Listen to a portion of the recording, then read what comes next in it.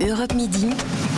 Romain Desarbres. 12h46. Il fait très chaud aujourd'hui. Hydratez-vous bien. Il y a ceux que ça réjouit, cette situation, et ceux que ça inquiète. On en parle avec vous au 39-21 et avec Rudolf Granier, conseiller Les Républicains de Paris 18e, et avec Xavier Iacovelli, qui est sénateur La République En Marche des Hauts-de-Seine. Tiens, tous les deux, vous faites partie de ceux qui se réjouissent ou de ceux que ça inquiète? Je vous pose la question parce qu'il y a eu cette déclaration, ce coup de gueule, on peut le dire, du secrétaire général de l'ONU. 4 marqueurs clés du changement climatique ont battu de nouveaux records l'année dernière. On en a parlé dans le journal. Les concentrations de gaz à effet de serre ont battu un record l'année dernière. L'élévation du niveau de la mer, record. La température, record. L'acidification des océans, record. Antonio Guterres qui dit que ce rapport, c'est une litanie lamentable de l'échec de l'humanité à lutter contre le dérèglement climatique. Est-ce que cette situation vous inquiète ou pas, monsieur le sénateur? La République En Marche. Oui, ça m'inquiète à plusieurs titres. Ça m'inquiète pour notre pays, pour le monde entier. Et puis parce que on ne peut que s'inquiéter qu'au mois de mai, on ait des températures qui avoisinent plutôt celles du mois de juillet ou du mois d'août. Donc effectivement, c'est inquiétant. Mais là où c'est plus inquiétant, c'est-à-dire que, y compris que lorsque nous, en France, on fait des efforts, et il y a eu des efforts qui ont été faits, tous les gouvernements ont tenté de faire des efforts, et on a réduit d'ailleurs nos émissions à effet de serre de façon drastique sous ce quinquennat, mais on est quoi, la France, par rapport au monde? Et si nous, on fait des efforts, mais que les autres pays ne jouent pas le jeu, c'est ça qui est inquiétant. Si la Chine ne joue pas le jeu, c'est ça qui est inquiétant. L'Inde et la Chine ne jouent pas le jeu, aujourd'hui, effectivement, on voit qu'il y a une sensibilisation au niveau de l'Europe pour avoir une vraie planification de transition écologique. Mais si les grandes puissances comme la Chine, les États-Unis ou l'Inde ne jouent pas le jeu, je pense que c'est très inquiétant pour la suite. Rudolf Granier. Bien sûr que c'est inquiétant, ce n'est pas une situation normale. Moi, je veux bien qu'on rejette la faute sur la Chine et qu'on aborde ça de manière globale, je suis entièrement d'accord. Il y a aussi des actions du quotidien, il y a aussi la façon dont on gère les villes, il y a aussi la façon dont on mène des politiques publiques vis-à-vis de l'urbanisation. Et moi, aujourd'hui, j'aimerais bien demander des comptes à Madame Elisabeth Borne, première ministre, qui était directrice de l'urbanisme à la mairie de Paris, sous une mairie de gauche, et qui voulait complètement annexer les serres d'Auteuil pour l'extension de Roland Garros, qui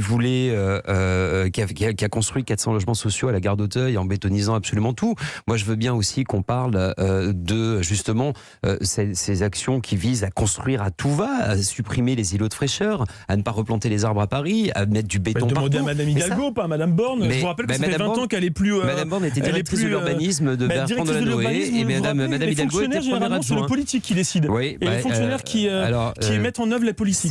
C'était pas la dernière, apparemment, pour ne pas écouter ni les riverains, ni les associations. Oui, Madame Borne, qui est aujourd'hui première ministre. On a l'impression aujourd'hui que c'est un patron qui était un politique, et donc en l'occurrence, elle suivait la vie. Monsieur le sénateur, je veux bien essayer de dialoguer avec vous, mais ça va supposer qu'on puisse écouter un tout petit peu. Mais un dialogue, Madame Borne aujourd'hui a reçu une prime en étant nommée première ministre, alors qu'elle a défiguré l'ensemble de Paris quand elle était directrice de l'urbanisme. Aujourd'hui, c'était il y a 20 ans.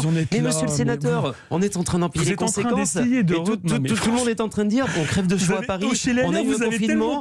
Et Madame Hidalgo poursuit encore cette politique de bétonisation. J'essaie de créer de l'intelligence et de vous expliquer que ce qu'on a fait il y a 20 ans, quand Madame Borne était directrice de l'urbanisme à la ville de Paris, ça a des conséquences aujourd'hui. Fonctionnaire de simplement. On part en Seine-Maritime. Retrouvez Guillaume Cabot. Bonjour Guillaume Cabot.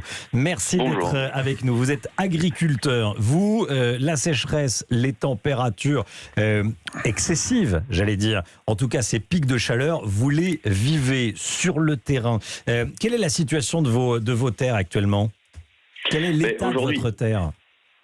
Aujourd'hui, on observe une terre relativement sèche, puisque ça fait 4-5 semaines qu'on n'a pas vu une goutte d'eau sur le territoire. Donc en fait, on a des inquiétudes sur la production de céréales et sur l'ensemble des cultures de printemps, puisque on est sur des étapes cruciales, notamment pour la production de blé, puisque on attend l'eau pour que en fait le blé puisse bien grossir en grosseur, justement pour avoir un bon rendement. Donc en fait, on a des inquiétudes. Cette sécheresse va clairement nous impacter sur la quantité produite sur nos exploitations agricoles et qui induira mon revenu futur. Il va vous manquer de l'eau, très concret. Là, vous arrosez déjà? Je n'arrose pas, mais certains de mes voisins ont mis les canons justement pour pallier à cette sécheresse. Ouais. Mais par contre, nous, ça fait sur les cultures du blé, par exemple, ça fait un développement de maladies qui est exponentiel avec cette chaleur-là. Et ce qui fait qu'aujourd'hui, on n'arrive plus forcément à maîtriser la qualité sanitaire de nos parcelles de céréales. Ah oui. J'entendais un de vos collègues, un de vos confrères, expliquer, en tout cas c'était dans le Loiret, je ne sais pas si c'est la même chose en Seine-Maritime, mais il disait, sur l'année, il pleut autant. 600, 700 mm par an. Mais la grande différence avec ces dernières années, c'est qu'il pleut énormément et il pleut trop l'hiver et il pleut pas assez, voire pas du tout l'été. C'est ce que vous constatez, vous ? Ça fait plusieurs années que je le constate et que je le vois sur mon exploitation. En fait, on a des périodes de plus en plus sèches et qui durent de plus en plus longtemps, et des périodes pluvieuses justement qui nous impactent parfois pour les semis d'automne ou l'hiver, où justement ça a tendance à dégrader les qualités des cultures. Donc c'est pour ça on observe quand même un dérèglement climatique sur nos exploitations agricoles et même sur la précocité de nos cultures, puisque sur mon territoire, initialement, on faisait la moisson autour du 15 à 20 août, ouais. Et aujourd'hui, on arrive à moissonner aux alentours entre 20 juillet et 1er août, quoi. Ouais. Donc en fait, on observe une augmentation progressive des températures.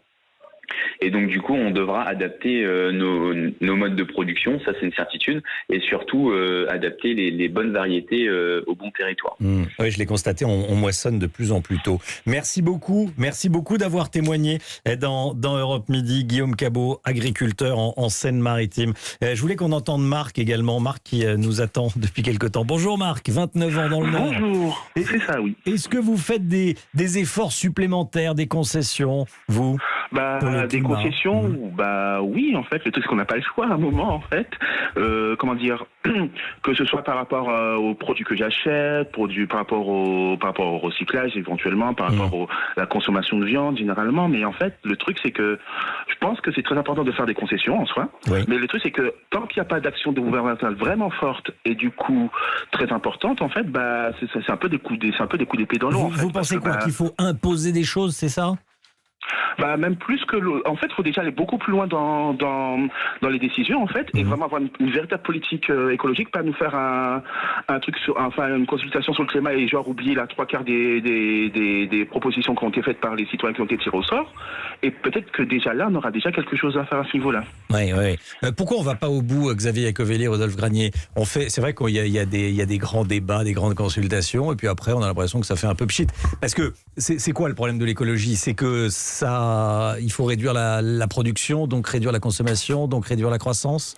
Non, moi je suis pas pour la décroissance. Je pense qu'on peut consommer et avoir une croissance verte et avoir des politiques publiques qui soient respectueuses de l'environnement. C'est d'ailleurs ce gouvernement qui a pour la première fois fait un budget vert, c'est-à-dire que toutes les politiques publiques qui ont été mises en place par ce gouvernement ont été mesurées sur les questions écologiques et sur l'impact écologique que cela avait. Donc je pense qu'on peut avoir une croissance verte, on peut avoir effectivement un soutien à la transition écologique. Il y a une volonté du président de la République d'avoir une vraie planification aussi de la transition écologique et de notre souveraineté énergétique également. Et donc ça, c'est le futur gouvernement qui le mettra en place. Rodolphe Granier. Le réveil est tardif. Et aujourd'hui, ce gouvernement donne l'impression que toutes les actions qu'ils ont pu entreprendre pendant les 5 dernières années où ils étaient en responsabilité n'ont aucune conséquence aujourd'hui. On parle de la renégociation de la PAC, votre auditeur l'évoquait tout à l'heure. On parle du respect de la démocratie. Moi, je suis pas tellement favorable à ce type de grande consultation parce que on sait très bien qu'Emmanuel Macron ne les respecte jamais, et c'était le cas sur l'écologie, mais votre auditeur en parlait très bien. À un moment, il faut qu'on ait un État stratège, un État qui ait une vision et qui pense ses conséquences à 20, 30, 50 ans. Merci à tous les deux. Rodolphe Granier, conseiller Les Républicains de Paris 18e, et Xavier Iacovelli, sénateur La République En Marche des Hauts-de-Seine. Merci beaucoup à tous les deux, et merci à vous tous. Marc qui nous a appelé et avec qui on était en direct à l'instant depuis le nord de la France. Merci beaucoup à vous tous. 39-21. Dans un instant, c'est La France Bouge avec vous, Elisabeth Assayag. Bonjour Elisabeth. Bonjour Romain. Quel va être le programme de La France Bouge aujourd'hui ? Aujourd'hui, le grand gagnant de la crise sanitaire, c'est le numérique. Alors l'un des géants français, on aura le PDG de Rakuten France avec nous dans La France Bouge. À tout à l'heure, et vous, à demain, midi. À demain. Europe 1.